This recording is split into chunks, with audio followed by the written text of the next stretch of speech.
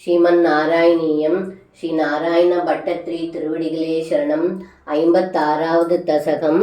காளியன் சரணாகதியும் காட்டுத்தீயும்.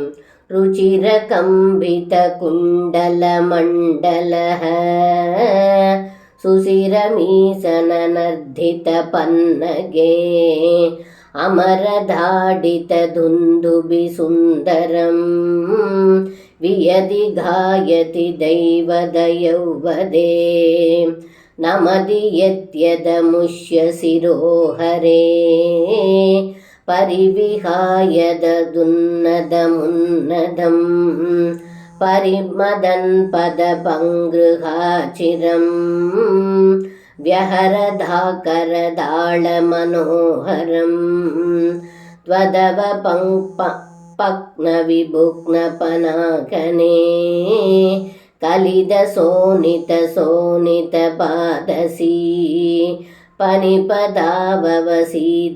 सन्नधात् तद बलास्तव माधव पादयोः अयि पुरैव शिराय परिश्रुध त्वदनुभावविलीनहृदोहिदाः मुनिभिरभ्यवनवाप्यपथैस्तवै नुनुवुरीस भवन्तमयन्त्रितं पनिवधूघनभक्तिविलोकन प्रविगसत्करुणाकुलचेतसां पनिपतिर्भवदाच्युतजीवितस्त्वयि समर्पितमूर्तिरवानमत् रमणघं व्रजवारिति मध्यघं पनिरिपुर्नगरोदिविरोधिताम्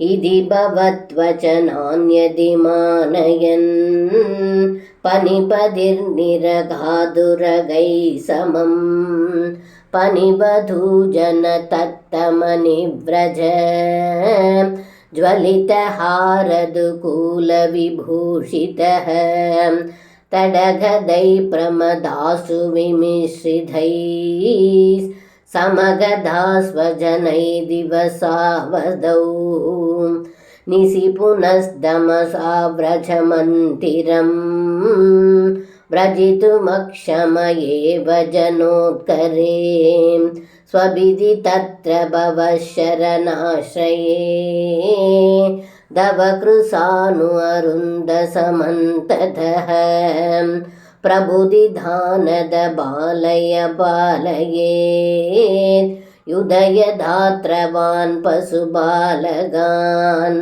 अविदुमासुबबाधमहानलं किमिह चित्रमयं खलु देमुखं सिगिनिवन्नद एव हि बीदतां परिलसत्यधुना क्रिययाप्यसौ इति नुदप्पशुभैर्मुदितैर्विभो हरहरे दुरिदै सह मे गदान्.